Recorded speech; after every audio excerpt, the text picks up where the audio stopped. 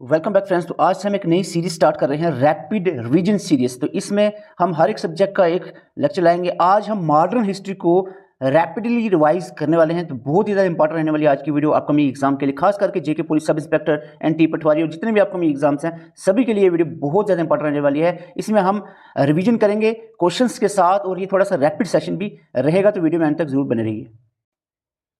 जो भी इसमें हमारे से मिलकर तैयारी करना चाह रहे हैं जेके पुलिस सब इंस्पेक्टर की, तो व्हाट्सएप नंबर आपके सामने है, स्क्रीनशॉट लेकर मैसेज कर सकते हैं। इसके अलावा एनटी पटवारी आपको में किसी भी एग्जाम की अगर आप तैयारी करना चाह रहे हैं वो भी आप हमारे साथ मिलकर कर सकते हैं, नंबर यही रहेगा। तो चलते हैं आज की क्लास की तरफ। क्वेश्चन नंबर 1 आपके सामने है। आपको बता दिए क्वेश्चन अभी रिसेंटली जेके एसएसबी ने पूछा है हेडस्टन पेपर में। Match the following wars with their responding periods. तो यहाँ पर कौन सी जंग जो है कौन से पीरियड में हुई है ये आपको पूछा गया था अभी एग्जाम में जेके एसएसबी के द्वारा। तो आप जल्दी से बताएं, फर्स्ट एंग्लो मराठा वार कब हुई, सेकंड सिख वार कब हुई, थर्ड मैसूर वार कब हुई। तो आपको बता दें, एक तो आपको पता होगा सिख वार जो 18 सेंचुरी में हुई, 1848-49 में हुई है, ठीक है। अब फर्स्ट एंग्लो मराठा वार कब हुई और थर्ड मैसूर, एंग्लो मराठा 75 से 82 में हुई है और थर्ड मैसूर वार जो है वो 1790 से 92 में हुई है। तो इसका मतलब आंसर क्या रहेगा? आंसर आपका डी ऑप्शन रहेगा। तो आपको बता दें क्वेश्चंस के साथ कुछ एक्सप्लेनेशन रहेगी, ज़्यादा टाइम नहीं लूँगा। हर अगर आप इंडिविजुअल वीडियोस ढूंढोगे तो ये आपको नहीं मिलेगी, पूरा एक एक दिन लगा है एक क्वेश्चन को एक्सप्लेन करने में। तो ये आपको सिर्फ 4-5 मिनट की एक्सप्लेनेशन रहेगी, बहुत ही ज़्यादा इंपॉर्टेंट है। कुछ इंपॉर्टेंट बैटल्स हम सिर्फ 4-5 मिनट के अंदर अंदर कवर करेंगे। बैटल्स कौन से ईयर में हुई, किसके बीच में हुई, कौन जीता, अगर ट्रीटी हुई तो कौन सी ट्रीटी हुई है। इसके बाद सबसे पहले हम एंशिएंट में चलते हैं। तो एक वार आप एंशिएंट हिस्ट्री की याद रखना, कलिंगा वार, जो कि मौर्य किंग अशोका और कलिंगा के बीच में हुई थी। अशोका और कलिंगा के बीच में हुई थी। मौर्य किंग अशोका जीत गए थे इसमें। कलिंगा वार किसने जीती है? अशोका ने जीती थी। हम फिर मेडिवल में आते हैं, मॉडर्न में ज़्यादा हम पढ़ेंगे। मेडिवल की सिर्फ आपने ये 3 बैटल याद रखनी है, वो है आपकी battle of Tarain, first, second और third battle of Tarain. First battle of Tarain 1191 में हुई थी, जब महमूद गोरी और पृथ्वीराज चौहान आपस में इनकी वार हुई और पृथ्वीराज चौहान इसमें जीत जाते हैं। फिर सेकंड बैटल ऑफ टेरेन अगले साल फिर से मोहम्मद गोरी और पृथ्वीराज अटैक करते हैं और मोहम्मद गोरी जीत जाते हैं। तो सेकंड बैटल ऑफ टेरेन में मोहम्मद गोरी जो है जीते हैं और यहीं से मेडिवल हिस्ट्री में मुस्लिम राज जो है वो स्टार्ट हो जाता है। थर्ड बैटल ऑफ टेरेन भी हुई है, जो कि 1215 में शमसुद्दीन इल्तुतमिश और यल्दोज के बीच में हुई थी, जहां पर इल्तुतमिश जीत गए थे। तो ये आपने तीनों बैटल्स ऑफ टेरेन याद रखनी है। अब आते हैं अंग्रेजों के राज कहां से स्टार्ट हुआ। अंग्रेज का राज जो है ना, ये 2 बैटल्स के बाद ज्यादा स्ट्रांग हो गया, इंडिया में स्टार्ट समझ लो हो गया। वो है आपकी बैटल ऑफ प्लेसी, जो कि 1757 में हुई है। दोनों डेट से याद रखनी, battle of Plassey and battle of Buxar, जो ये 1753 और 1764 में हुई है। दोनों बैटल्स बहुत इंपॉर्टेंट है, क्योंकि अंग्रेजों का ईस्ट इंडिया कंपनी जो है यहाँ पर राज जो स्टार्ट करती है इन्हीं बैटल्स के बाद। बैटल ऑफ प्लेसी 1757 में सिराजुद्दौला, याद रखना, सिराजुद्दौला विद फ्रेंच और ब्रिटिश ईस्ट इंडिया कंपनी के साथ, ब्रिटिश ईस्ट इंडिया कंपनी आपने याद रखना है, अंग्रेजों और सिराजुद्दौला के बीच में बैटल ऑफ प्लेसी 1757 में हुई, जहां पर ईस्ट इंडिया कंपनी जीत जाती है, ठीक है। और बैटल ऑफ बक्सर की बात करें, ईस्ट इंडिया कंपनी के साथ अब मुकाबले में मीर कासिम शाह आलिम सेकंड और सिराजुद्दौला, ये तीनों, सिराजुद्दौला पहले हार गए बैटल ऑफ प्लेसी, फिर क्या किया सिराजुद्दौला यहाँ पर पूरी टीम बनाकर आए अलायंस के साथ।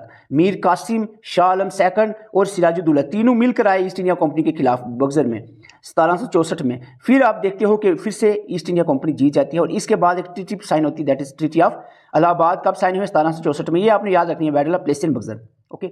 एक बैटल और बीच में हुई जिसको कहेंगे बैटल ऑफ वैंडीवाश। ये अंग्रेजों और फ्रेंच, ये अंग्रेजी है, फ्रेंच और ब्रिटिश के बीच में हुई। ब्रिटिश ईस्ट इंडिया कंपनी और फ्रेंच के बीच में होती है 1770 में, जिसमें ब्रिटिश ईस्ट इंडिया कंपनी जीत जाती है। आपको पूछा जा सकता है बैटल ऑफ वैंडीवाश किसके बीच में हुई है? 1760 में ब्रिटिश और फ्रेंच के बीच में हुई है, इंडिया के अंदर हुई है, ब्रिटिश ईस्ट इंडिया कंपनी और फ्रेंच।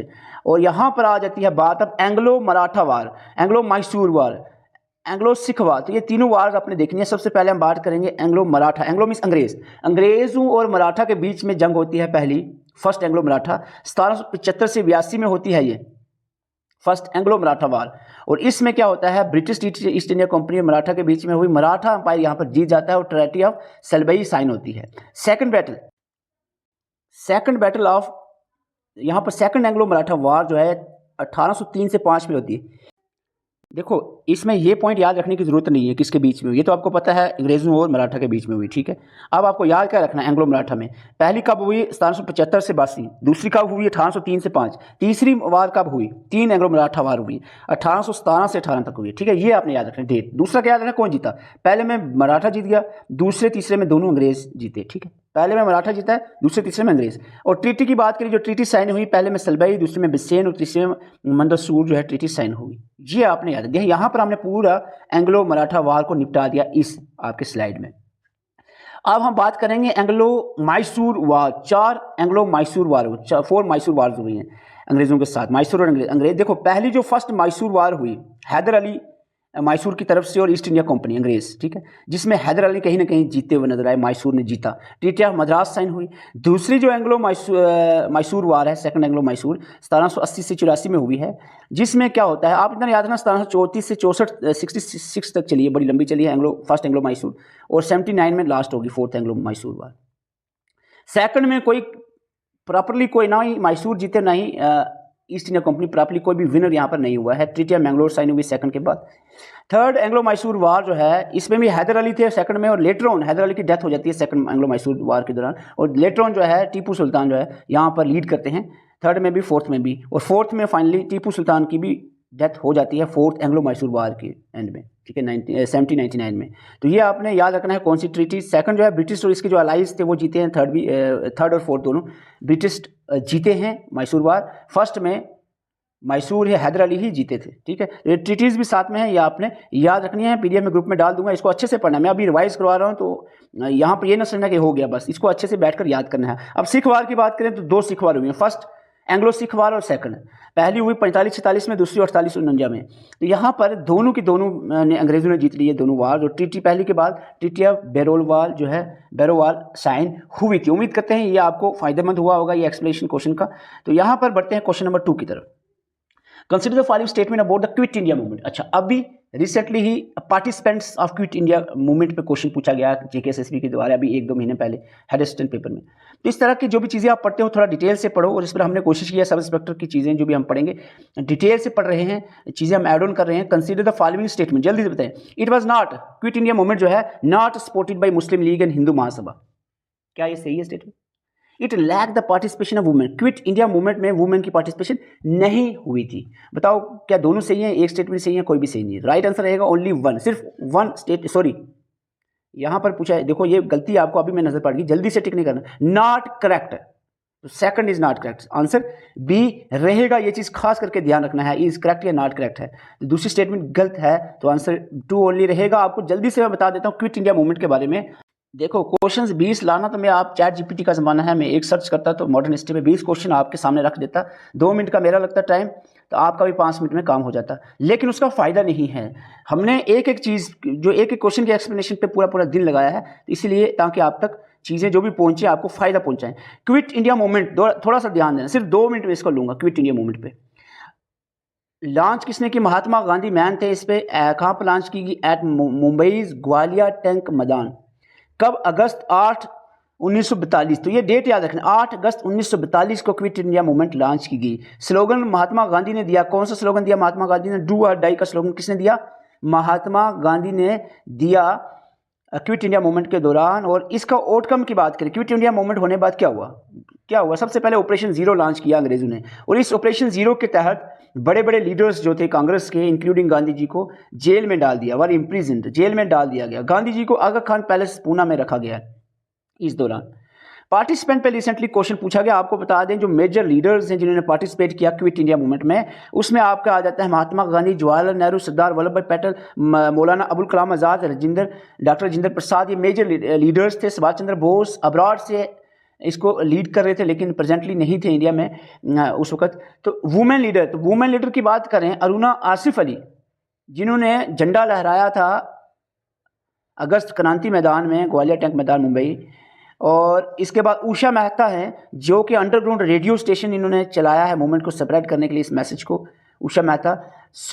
उसके बाद सुचिता कृपलानी हैं जिन्होंने एक मेजर रोल प्ले किया ऑर्गेनाइजिंग द रेसिस्टेंस। और कस्तूरबा गांधी जो कि गांधी जी की वाइफ हैं थी, इन्होंने भी एक्टिवली सपोर्ट किया। तो मेजर वुमेन्स जो थी जिन्होंने सपोर्ट पार्टिसिपेट किया वुमेन लीडर्स ने क्विट इंडिया मूवमेंट में, वो आपके सामने है अरुणा आसिफ अली, उषा मेहता, सुचिता कृपलानी और कस्तूरबा गांधी। इसके बाद हम कुछ रेवोल्यूशनरी एक्टिविस्ट और लीडर्स की बात करें, जिसमें राम मनोहर लोहिया थे जो हेल्प कर रहे थे इस help organize underground resistant organize करने में, इस क्विट इंडिया मूवमेंट में शामिल रहे हैं। जयप्रकाश नारायण, छोटू राम, जेपी कृपलानी, ये भी इंपॉर्टेंट लीडर्स थे, रिवोल्यूशनरी एक्टिविस्ट थे जो कि क्विट इंडिया मूवमेंट में शामिल रहे हैं। और बहुत ही इंपॉर्टेंट क्वेश्चन, किसने कौन कौन से थे जिन्होंने पार्टिसिपेट नहीं किया क्विट इंडिया मूवमेंट में?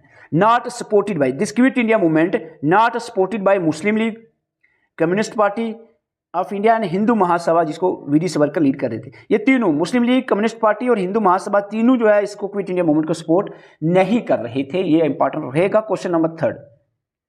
अच्छा जी, लो 3 आपके सामने है, जल्दी से आंसर करें।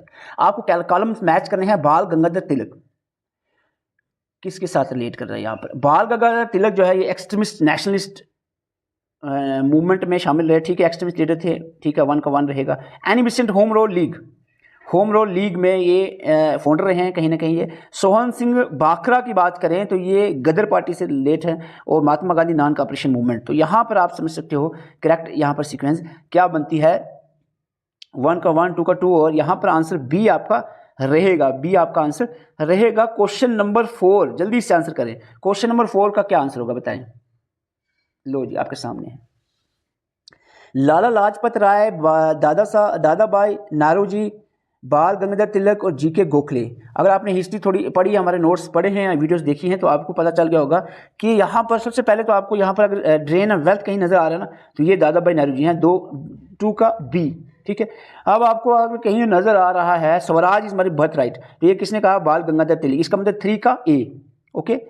और जीके गोखले जो कि एक मॉडरेट लीडर थे, तो यहाँ पर मॉडरेट सी में है, तो 4 का सी, उसका मतलब बचा 1 का आपका डी आएगा। तो इस तरह से आप इसके बना सकते हो क्या इसका आंसर रहेगा? इसका आंसर आपका ए ही रहेगा। क्वेश्चन नंबर 5 आपके सामने, मॉरल मिलिट्री रिफॉर्म जो कि 1909 में लाया गया, इसमें सेपरेट इलेक्टोरेट फॉर मुस्लिम्स का कंसेप्ट इंट्रोड्यूस किया गया।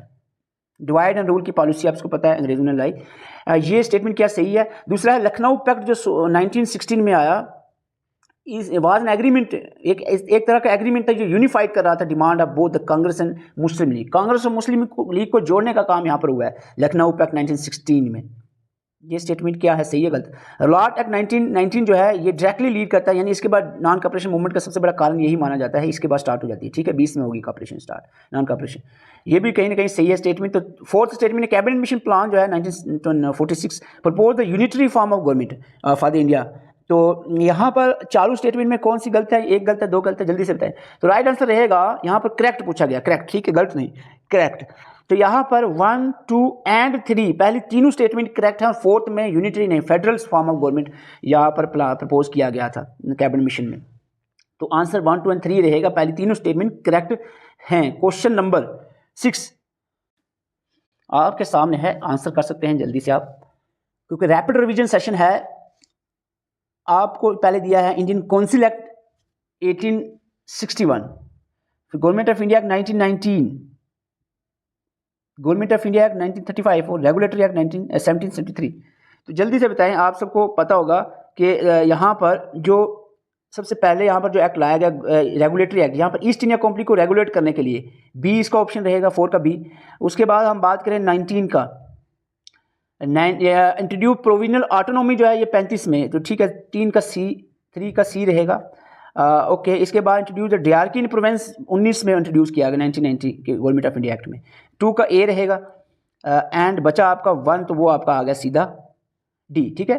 तो ये यहाँ से भी क्वेश्चन बन सकते हैं, अभी छोड़ना नहीं, अच्छी सी चीज़ें पढ़नी है। अब मैं लूँगा आपके सिर्फ ये टॉपिक पढ़ाने में, मैं सर्च करता रहा काफ़ी पूरे दिन से, जो वीडियोस आपको अवेलेबल होंगी इस पे, एवोल्यूशन ऑफ इंडियन कॉन्स्टिट्यूशन या historical background of Indian constitution. तो यहाँ इस वीडियो में ये इस टॉपिक पे आपको 1 घंटा 2 घंटे की वीडियोस मिलेंगी, लेकिन मैं कोशिश करूंगा 5 मिनट में आपको ये कंसेप्ट का थॉरली जो है ये एक आइडिया आपके माइंड में घुसा दूँ। देखो आपको हुआ कि अंग्रेज आए, तो पहले आपको पता है अंग्रेज जब आए ना, उनकी ईस्ट इंडिया कंपनी थी, ईस्ट इंडिया कंपनी के थ्रू ही वो काम यहाँ पर ट्रेड वगैरह कर रहे थे। तो लेकिन जो अंग्रेज ब्रिटिश था, इंग्लैंड में जो बैठे अंग्रेज थे, वो चाह रहे थे कि ईस्ट इंडिया कंपनी को रेगुलेट किया जाए, कहीं ये ना अपने मालिक बन जाए, तो कंट्रोल अपने पास रखना चाह रहे थे, इसलिए जो ये एक्ट्स आते रहे हैं। तो पहले जो रूल कंपनी का था, यानी ईस्ट इंडिया कंपनी ही रूल करती रही है अपने यहाँ तक 1858 तक। उसके बाद क्राउन रूल स्टार्ट हो गया, यानी सीधा क्वीन जो है ब्रिटिश में बैठी हुई क्वीन ही राज करने लगी। ठीक है, ब्रिटिश का डायरेक्ट कंट्रोल रहा। पहले ईस्ट इंडिया कंपनी ट्रेड वगैरह छोटा मोटा कमर्शियल काम कर रही थी, और इसी जो ईस्ट इंडिया कंपनी थी इस पे ही अंग्रेज़ों ने लॉज लाई, एक्ट्स लाए कि इनको ईस्ट इंडिया कंपनी को कैसे रेगुलेट किया जाए, कंट्रोल किया जाए। इसमें आपको ये एक्ट है जिसमें regulating act 1773, Pitt's act, charter act 3 है यहाँ पर 13-33 का। उसके बाद जो है 1857 की रिवाल्ट बगावत होती है, 1857 की जो रिवाल्ट हुई ना, उसके बाद सारा सिस्टम ही चेंज हो गया। फिर सीधा जो पावर्स थी जितनी भी, ईस्ट इंडिया कंपनी खत्म, सारी पावर चलेगी अंग्रेज़ों के हाथ में। तो ये कहानी अंग्रेज़ों तक जो राज है अंग्रेज़ों का, यहीं से पूरा कंट्रोल में आ जाता है, ईस्ट इंडिया खत्म हो जाती है। अब इसको हम थोड़ा सा देखते हैं। देखो पॉइंट वाइज लिखा है क्योंकि रैपिड रिवीजन है, अब जल्दी से इसको पॉइंट वाइज हम समझाएंगे आपको। सबसे पहले अंग्रेज़ों ने लाया, ब्रिटिश ने लाया रेगुलेटरी एक्ट 1773। इसमें क्या हुआ, उन्होंने देखा जो ईस्ट इंडिया कंपनी है ना उसके ऊपर बेलगाम हो रही है, कुछ भी कर रही है। इन्होंने लाया कि सबसे पहला एक्ट था ये जिसमें कंट्रोल किया गया ईस्ट इंडिया कंपनी के जो भी बिजनेस थे, काम थे, उसको कंट्रोल किया गया ब्रिटिश पार्लियामेंट के द्वारा। क्लियर, इस एक्ट के द्वारा। और क्या हुआ, पहले गवर्नर ऑफ बंगाल था, अभी तक जैसे कुछ प्रोविंसेस थे उसमें बंगाल में गवर्नर बैठाया था, लेकिन अब क्या हुआ कि इन्होंने गवर्नर ऑफ बंगाल को गवर्नर जनरल ऑफ बंगाल, जो अदर मद्रास था, बम्बई था, जो प्रेसिडेंसीज थी उन पे भी जो इसका रहेगा किसका राज, जो गवर्नर जनरल ऑफ बंगाल है। एक जनरल जो है गवर्नर जनरल बना दिया, अब ये जनरल है, बंगाल, मद्रास, बम्बई तीनों पे इसका काम चलेगा। वैरन हेस्टिंग पहला गवर्नर जनरल बंगाल बना। ठीक है, इसके बाद हम बात करें 4 people were chosen to serve as a governor executive general council. Governor की जो एक्सिक्यूटिव जनरल काउंसिल भी बनाएगी 4 मेंबर्स की। ठीक है, इसके बाद हम बात करें एडमिनिस्ट्रेशन सेंट्रलाइज किया गया, अभी थोड़ा सा सेंट्रलाइज किया, पहले अलग अलग था, ऐसे गवर्नर था बंगाल का, ऐसे गवर्नर जनरल कर दिया है। जो बंगाल प्रेसिडेंसी का जो था ना वाज मेड सुपीरियर, इसको जो बंगाल का गवर्नर जनरल बना ये सुपीरियर था सब पे, मद्रास बॉम्बे प्रेसिडेंसी पे भी इसका ही राज रहेगा। ठीक है, इतनी सी बात है। अब आती है पिट्स इंडिया एक्ट लाया गया। पिट्स इंडिया एक्ट 1784 में लाया गया। इसका पिट्स एक्ट क्यों है, क्योंकि इसको लाया गया है ब्रिटिश के प्राइम मिनिस्टर विलियम पिट के द्वारा। ठीक है, इंट्रोड्यूस किया गया, इसीलिए इसका पिट्स एक्ट कहा गया है। इसमें क्या होता है, इसमें जो है it separates the companies commercial and political operation. Company जो ईस्ट इंडिया कंपनी है इसके कमर्शियल और पॉलिटिकल ऑपरेशंस को अलग अलग कर दिया गया। यहाँ पर 2 बोर्ड बने, यहाँ पर 2 चीज़ें हुई, एक तो बोर्ड ऑफ कंट्रोल बनाया, दूसरा control of court of directors बनाया। क्लियर, दोनों यार आपको बताया जाए कि board of control and court of directors कब बनाएंगे, पिट्स इंडिया एक्ट 1784 में। Board of control political issue को देख रहा था और court of directors business operations जितने भी थे उसको देख रहा था। क्लियर, ओके, तो यही मेन चीज़ है इसमें। इसके बाद जो खास थी वो था चार्टर एक्ट 1813। इसमें क्या हुआ, आप देखा भाई कि जो ईस्ट इंडिया कंपनी है इसने तो अपना ये राज ही जमा लिया ट्रेड के ऊपर। तो यहाँ पर अंग्रेजों ने क्या किया कि ईस्ट इंडिया कंपनी की जो मोनोपोली थी कि हम ट्रेड करेंगे, ईस्ट इंडिया कंपनी का सीधा था, तो उसको खत्म किया मोनोपोली को, कि बस अब जो है ब्रिटिश पूरा अंग्रेज जितने भी ब्रिटिश के हैं वो सारे इस पर ट्रेड कर सकेंगे। And the monopoly of trading right, monopoly of the trading right of British east India company को एंड कर दिया गया। एंड अलो किया अदर जो ट्रेडिंग एक्टिविटीज़ थी इंडिया के अंदर, अदर कंपनीज को भी अलो कर दिया गया, विद द एक्सेप्शंस के टी एंड ओपियम जो है इसको अभी भी ट्रेड करेगी ईस्ट इंडिया कंपनी। और 1833 के चार्टर एक्ट में टोटली जो है finally totally east India company के कमर्शियल एक्टिविटीज़ को खत्म कर दिया था, बिल्कुल मोनोपोली उसकी एंड कर दी टोटली, टी ओपियम सब खत्म। ठीक है, चार्टर एक्ट 1813 में मोनोपोली के एंड किया ईस्ट इंडिया कंपनी को, 33 में टोटली बिल्कुल टी और ओपियम छोड़ा था वो भी खत्म, कमर्शियल एक्टिविटी टोटली खत्म कर दी गई ईस्ट इंडिया कंपनी की। और एक इट बिकम्स प्योरली एडमिनिस्ट्रेटिव, ये सिर्फ एडमिनिस्ट्रेटिव अब रह गई है ईस्ट इंडिया कंपनी अभी तक 1833 तक। और एक बढ़िया चेंज यहाँ पर देखने को मिला 1833 का जो एक्ट हुआ चार्टर एक्ट, इसमें क्या हुआ, गवर्नर जनरल बंगाल का था ना, अब इसको governor general of India level का बना दिया गया, गवर्नर जनरल ऑफ इंडिया अब इसको कन्वर्ट कर दिया गया। William Bentinck first governor general of India बने हैं, ये चार्टर एक्ट 1833 में हुआ। और इसके बाद आपको बता दें लॉ कमीशन बनाएगी अंडर मकाले के अंडर एक लॉ कमीशन बनाएगी जो लॉज को कोडिफाई करेगा, ये एक इंपॉर्टेंट रहा है इसमें। और इसके साथ जो give legislative power to the governor general council, जो गवर्नर जनरल की काउंसिल बनी थी ऊपर आपने देखा था, उसको लेजिस्लेटिव पावर्स भी दी गई हैं। तो ये कुछ खास चीज़ें हुई हैं चार्टर एक्ट 1833 में। आप देखो एक और एक्ट हुआ चार्टर एक्ट 1853, 1853 का जो चार्टर एक्ट हुआ ना, इसमें कोई खास बात नहीं थी, लेकिन यहाँ पर एक चीज़ इंट्रोड्यूस की गई, इंडियन सिविल सर्विसेज को इंट्रोड्यूस किया गया चार्टर एक्ट 1853 में 1857 में सिविल सर्विसेज को इंट्रोड्यूस किया गया और सेंट्रल लेजिस्लेटिव काउंसिल बनाई गई 6 पीपल्स की, मद्रास, बम्बे, आगरा और बंगाल के ऊपर एडमिनिस्ट्रेट करने के लिए, इंटरिम एडमिनिस्ट्रेशन चलाने के लिए। तो ये भी इसमें एक खास चीज़ हुई है। और यहाँ पर अब बात आती है 1857 की बगावत। 1857 में रिवॉल्ट हुआ, बगावत हुई, सारी कहानी आपने पढ़ी है हिस्ट्री में। और उसके बाद क्या हुआ, अंग्रेज़ों ने कहा कि यहाँ तो कहानी बदल गई है। अब क्या होता है कि अंग्रेज़ों ने सीधा सीधा कंट्रोल, अब ईस्ट इंडिया कंपनी टोटली खत्म था, अब कंट्रोल सीधा ब्रिटिश के पास, crown. India came directly under the British crown और क्वीन विक्टोरिया के अंदर। अब तब क्वीन विक्टोरिया थी वहाँ की रानी, और इसके अंदर क्वीन विक्टोरिया के कंट्रोल में सारा का सारा इंडिया आ गया यहाँ पर। And the east India companies rule in India after 1857। 1857 के बाद कोई भी कमर्शियल था वो भी खत्म पहले ही हो गया था टोटली 13 और 33 में। और उसके बाद जो है अभी जो है एडमिनिस्ट्रेटिव रूल भी बिल्कुल खत्म कर दिए गए ईस्ट इंडिया कंपनी का। अब सीधा सीधा ब्रिटिश के पास, ब्रिटिश क्राउन के अंडर आ गया इंडिया, ठीक है। और इसमें वो एक और चीज़ चेंज हुई कि सेक्रेटरी ऑफ स्टेट बनाया गया for India was appointed, based in London बैठेगा वो सेक्रेटरी ऑफ स्टेट, लेकिन इंडिया को वो कंट्रोल करेगा, full authority over the Indian affairs पे उसकी रहेगी, सेक्रेटरी ऑफ स्टेट की, ठीक है। और काउंसिल ऑफ इंडिया बनाएगी 15 मेंबर्स की, जो असिस्ट करेगा उस सेक्रेटरी को, सेक्रेटरी ऑफ स्टेट को, ठीक है। और जो गवर्नर जनरल ऑफ इंडिया था इसको कन्वर्ट कर दिया वाइस राय ऑफ इंडिया में, वाइस राय ऑफ इंडिया कर दिया गया, गवर्नर जनरल ऑफ इंडिया को। पहले वाइस राय लॉर्ड कैनिंग बने हैं इंडिया के, ठीक है। 1858 का हो गया। इसके बाद कुछ और आए हैं, जैसे कि कौंसिल एक्ट 61 आया, जिसमें सिंपली आप बात याद रखना, रिप्रेजेंटेशन जो है, sorry, Indian councils of viceroy जितने, इसमें इंडियन का भी रिप्रेजेंटेशन डाला गया, यानी इंडियंस भी अब इसके मेंबर्स बने, ये इसकी खास बात हुई। इसके बाद शायद टाइम ज़्यादा हो गया, मैं थोड़ा क्विक करता हूँ इसको। इंडियन काउंसिल एक्ट 1892 में कोई खास बात नहीं हुई, लेकिन एक बात हुई है ना, इनडायरेक्ट इलेक्शंस, नॉमिनेशंस हुए, इलेक्शन इनडायरेक्ट हुए जो नॉमिनेशन के थ्रू। यहाँ पर कांग्रेस भी आपको पता है बन चुकी थी, और यहाँ पर काउंसिल जो है, कांग्रेशनल काउंसिल ग्रो की गई इस दौर में। और इसके बाद आती है दो इंपॉर्टेंट बात, 3 एक्ट्स बहुत इंपॉर्टेंट है, 1909 का, 19 का और 35 का। मैं अगर मोटा मोटा आपको बताऊं, 9 में आपने इतना जरूर याद रखना है कि सेपरेट इलेक्टोरेट फॉर मुस्लिम्स, ये डिवाइड रूल की पॉलिसी बहुत ज़्यादा यहाँ पर चली। सेपरेट इलेक्टोरेट फॉर मुस्लिम यहाँ पर अलो किए गए काउंसिल ऑफ इंडिया 1909 में, जिसको मॉरल रिफॉर्म भी कहा जाता है। First round of direct election, पहली बार डायरेक्ट इलेक्शन जो है, first round of direct election इसी दौर में हुई इस एक्ट के तहत। और जो यहाँ पर आपको बता दें, Indian was appointed for the very first time viceroy executive council में, पहली बार इंडियन को चुना गया लॉ मेंबर की तहत वो थे सत्येंद्र प्रसाद सिन्हा। सबसे पहले वाइस राय एक्सिक्यूटिव काउंसिल के जो मेंबर बने हैं वह सत्येंद्र प्रसाद सिन्हा, पहली बार ये ऐसा हुआ 1909 के एक्ट में। और उसके बाद आता है गवर्नमेंट ऑफ इंडिया एक्ट 1990, जिसको मोंटेकेल्मसफोर्ड रिफॉर्म भी कहा जाता है।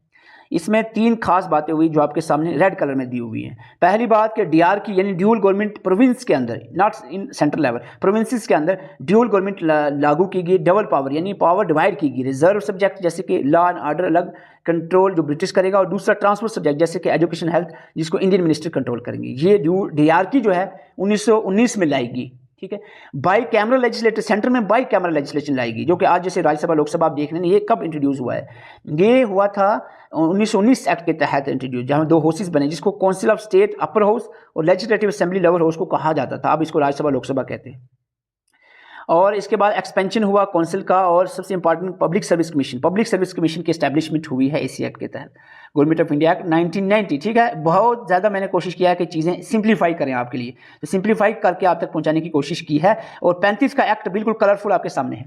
एबॉलिश किया डीआर की, जो ड्यूल सिस्टम चलाया था पावर डिवीजन का प्रोविंस लेवल पे इसको खत्म कर दिया। फुल प्रोविजन ऑटोनॉमी, जो प्रोविंसेस हो गए ना उनको फुल ऑटोनॉमी दी, ऐसे डबल सिस्टम नहीं है, पावर को डिवीजन नहीं दी, फुल ग्रांट दिया कि भाई पूरी पावर आपके पास है, जितने भी इंडियंस होंगे, ठीक है, इंडियन मिनिस्टर होंगे, पूरी पावर। पहले ऊपर अभी देख रहे हैं 1919 में क्या हुआ, पावर ड्यूल कर दी थी डीआर की, कि आप भाई कुछ पावर आपके पास है, कुछ इधर, ठीक है।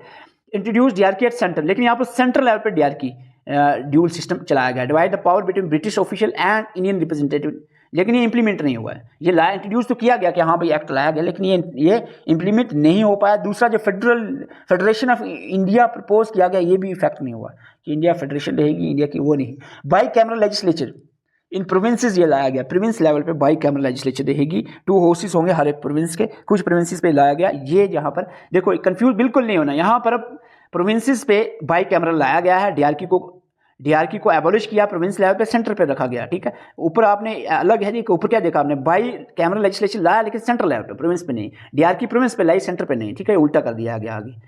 ओके। तो 10% पॉपुलेशन जो है, पहली बार ऐसा हुआ कि 10% पॉपुलेशन को अलो किया गया वोट करने के लिए based on property and education के बेस पे। फेडरल कोर्ट एस्टेब्लिश किया गया 1937 में, जो कि बाद में 28 जनवरी 1950 में सुप्रीम कोर्ट बन जाता है। तो फेडरल कोर्ट बहुत इंपॉर्टेंट रहेगी, 35 के एक्ट में लाया गया। थोड़ी सी मेरे ख्याल से ज़्यादा होगी एक्सप्लेनेशन, फिर भी हमने कोशिश किया है कि एक अकेला अलग से एक लेक्चर बनता था इस पर, अगर आप ढूंढते हो 1-1 घंटे के मिलते। तो क्वेश्चन नंबर 7, देखो ये काम इतने पे बन नहीं गया, अब ये पीडीएफ में ग्रुप में डालूंगा, इसको आपने कम से कम 1-2 घंटे देने अच्छे से याद करना है। Question number 7, arrange the following events in their chronological order. Nehru report कब हुई? 1928 में। फर्स्ट राउंड टेबल कब? टेबल 1930 में। फर्स्ट मई डे कब सेलिब्रेट किया गया? मई डे।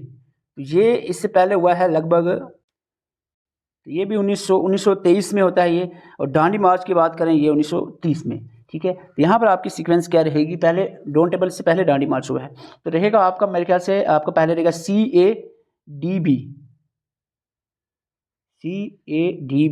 यहाँ पर 1 2 3 का दिया गया, तो आंसर ए ही रहेगा। आपको मैं सीक्वेंस यहाँ पर बता देता हूँ, सीक्वेंस क्या रहेगी। सीक्वेंस आपके सामने है, आपको मैं सिर्फ अब क्रोनोलॉजी पूरी आपको पढ़ाई हुई है, बस जस्ट मैं आपको 10 साल का 20 से 30 तक की क्रोनोलॉजी बता दूं। 20 में खिलाफत मूवमेंट भी होती है, नॉन कॉपरेशन भी होता है। 21 में मलाबार रेबिलियन, मालवा रेबिलियन केरला में होता है। इसके बाद 22 में चोरी चोरा इंसिडेंट, जिसकी वजह से नॉन कॉपरेशन खत्म हो जाती है। स्वराज पार्टी की फॉर्मेशन होती है। 23 में वेकॉम सत्याग्रह भी 23 में होता है। Labour day was first celebrate होता है 1 मई को, मई डे भी कहते हैं 1923 में। कोकोरी ट्रेन कंस्पेरेसी जो है 25 में होती है। Appointment of Simon commission, Simon commission कब लाया गया? 27 में। 28 में नेहरू रिपोर्ट भी होती है और साइमन कमीशन के खिलाफ प्रोटेस्ट भी होती है, जहां पर जवाहरलाल नेहरू लाल लाजपत राय जो है उनकी डेथ हो जाती है। Lahore session of Indian national Congress बहुत इंपॉर्टेंट है, 29 में होता है, जिसमें पूर्ण स्वराज डिक्लेरेशन जो होती है। 23 में दांडी मार्च सत्याग्रह होता है, सिविल डिसोबीडियंस मूवमेंट को लॉन्च किया जाता है। और फर्स्ट राउंड टेबल कॉन्फ्रेंस भी 1930 में ही होती है। क्वेश्चन नंबर 8 की तरफ बढ़ते हैं। क्वेश्चन नंबर 8 जल्दी से देख लो। स्वामी दयानंद सरस्वती के बारे में यहाँ पर पूछा जा रहा है कि he was the first to give the call swaraj as India for Indians. India for Indians 1876 में स्वामी दयानंद सरस्वती ने ये नारा दिया, स्लोगन दिया, इंडिया फॉर इंडियंस। और दूसरा है he give the slogan back to Vedas, go back to Vedas या बैक टू वेदास का स्लोगन जो है किसने दिया? स्वामी दयानंद सरस्वती। क्या है? दोनों स्टेटमेंट सही। तीसरा ही सब्सक्राइब टू द वैदिक नोशन ऑफ द चतुर्वर्णा, चतुर्वर्णा पे ये बिलीव करते थे, तो ये स्टेटमेंट के बारे में बताना है कौन सी करेक्ट है। तो राइट आंसर रहेगा यहाँ पर 1, 2 एंड 3 आर करेक्ट, तीनों स्टेटमेंट्स करेक्ट हैं। आपको बता दें, 1 मिनट लूंगा सिर्फ। स्वामी दयानंद सरस्वती जो कि आर्य समाज के फाउंडर हैं, 1875 में बॉम्बे में इन्होंने आर्य समाज बनाई। स्लोगन्स की बात करें, गो बैक टू वेदास और इंडिया फॉर इंडियंस, इनके 2 पॉपुलर स्लोगन्स हैं। ही अपोज, इन्होंने अपोज किया है, अनटचेबिलिटी के खिलाफ थे, कास्ट डिस्क्रिमिनेशन और चाइल्ड मैरिज के खिलाफ थे, लेकिन ये सपोर्ट कर रहे थे किसको? विडो रीमैरिज को ये कहीं ना कहीं सपोर्ट कर रहे थे। और इसके साथ आपको बता दें, ये बिलीव करते थे चतुर्वर्णा सिस्टम यानी 4 वर्नास में, based on the merit and the professions rather than the birth. He oppose the rigid caste system को अपोज कर रहे थे, लेकिन 4 वर्ना जो चतुर्वर्णा सिस्टम में इनका बिलीव था। But upheld the original Vedic concept of varna based on the individual quality and action, यानी क्वालिटी और एक्शंस के जो कास्ट सिस्टम पे नहीं ये बिलीव करते थे, लेकिन जो वर्ना था quality based and action based, जिसको हम गुना कर्मा कहते हैं, तो इस पे बिलीव करते थे स्वामी दयानंद सरस्वती। क्वेश्चन नंबर 9, यहाँ पर रिवाल्ट 1857 की रिवाल्ट की बात चल रही है। Places of revolt, Bareilly, Delhi और कानपुर में रिवाल्ट हुआ, जो इसको सप्रेस किसने किया? बरेली में जो हुआ, आपको बताना कौन सा पेयर करेक्टली मैच है। ठीक है, बरेली में सप्रेस किया गया सर कोलिन कैम्पबेल के द्वारा, इसको रिवाल्ट को सप्रेस किया गया, ये स्टेटमेंट सही है। दिल्ली में जॉन निकोलसन ने सप्रेस किया, ये भी सही है। कानपुर में कोलन ओनसेल ने सप्रेस किया, ये गलत है, ऐसा कोई भी कोलन ओनसेल कोई भी नहीं था यहाँ पर। तो फर्स्ट एंड सेकंड आंसर रहेगा, फर्स्ट एंड सेकंड आंसर रहेगा। आपको मैं जल्दी से यहाँ पर बता दूं, जो 1857 का रिवाल्ट था ना, दिल्ली से बहादुर शाह जफर एंड बख्त खान लीड कर रहे थे, और इसको सप्रेस किया गया ब्रिटिश के द्वारा, निकोलसन एंड हुडसन के द्वारा। और यहाँ पर बरेली से खान बहादुर खान थे सप्रेस, इसको नहीं कोई मेंशन यहाँ पर। कानपुर की बात करें, नाना साहब एंड तंतिया तोप कानपुर से लीड कर रहे थे 1857 के बगावत को, कैंपबेल ने सप्रेस किया। लखनऊ से बेगम हजरत महल लीड कर रही थी, कैंपबेल ने सप्रेस किया। झांसी से झांसी रानी लक्ष्मीबाई एंड फैजाबाद मौलवी लीड कर रहे थे इन 1857 के रिवाल्ट को। हग रोज ने इसको सप्रेस किया। बिहार से कुंवर सिंह अमर सिंह लीड कर रहे थे। टेलर जो थे अंग्रेज, इसने सप्रेस किया था। और इलाहाबाद से लियाकत अली इसको लड़ रहे थे, कॉर्नल नेल ने इसको सप्रेस किया था इस रिवॉल्ट को। क्वेश्चन नंबर 10 आपके सामने है। क्वेश्चन नंबर 10 देखो, अभी मैं आपको ऊपर एक बैटल्स की आपको एक कहानी सुना कर आया हूँ, उसमें उससे भी क्वेश्चन निकल सकता था। Province of Bengal include the present day Bangladesh, Bihar, Orissa. जो बंगाल था ना उस पिछले ज़माने में, वो आजकल का जो बांग्लादेश, बिहार, उड़ीसा, ये तीनों मिलाकर था, इतना था। और कहा गया सेकंड बैटल ऑफ प्लेसी जो थी ना, ये नवाब मीर कासिम ऑफ बंगाल और जनरल हेक्टर मुनरो के बीच में हुई थी। ये कहीं ना कहीं स्टेटमेंट गलत है। मीर कासिम ने यहाँ पर सिराजुद्दौला थे। बैटल ऑफ प्लेसी जो है ये के बाद जो है ट्रीटी ऑफ इलाहाबाद साइन हुई थी। अगर आपको याद आ रहा है तो ये दोनों स्टेटमेंट गलत है। Treaty of Allahabad battle of Buxar के बाद साइन हुई थी, तो ये यहाँ पर ओनली वन स्टेटमेंट करेक्ट है। आंसर ए रहेगा इस क्वेश्चन का। थोड़ी सी वीडियो लंबी होगी, मैं आपको बता रहा हूँ। हम कोशिश कर रहे थे कि आपके तक जो है काम की चीज़ें पहुंचाई जाए। ऐसे 10 MCQ या 20 या 30 MCQ आपके तक पहुंचाना सिंपल वे में वो कोई मुश्किल नहीं था, हमारा भी टाइम नहीं लगता, लेकिन क्वालिटी कंटेंट पहुंचाने का हमारा मकसद रहता है। हम इस बार थोड़ी सी चीज़ों को ऐड ऑन कर रहे हैं, चीज़ें थोड़ा और डेप्थ में देखने की कोशिश कर रहे हैं। अगर आप हमारे साथ मिलकर तैयारी करना चाह रहे हैं तो आप इस नंबर पर मैसेज कर सकते हैं। सब इंस्पेक्टर के अलावा हमारा एंटी पटवारी और जनरली MTS और अपकमिंग एग्जाम के लिए भी ग्रुप चल रहे हैं। अगर आप ज्वाइन करना चाहें, नंबर यही रहेगा। आज की वीडियो कैसी लगी है कमेंट करके जरूर बताएं। वीडियो अच्छी लगी वीडियो को लाइक कर सकते हैं, और आज 10 में से आपके कितने करेक्ट हुए हैं क्वेश्चन वो भी आप कमेंट कर सकते हैं। Thank you for watching.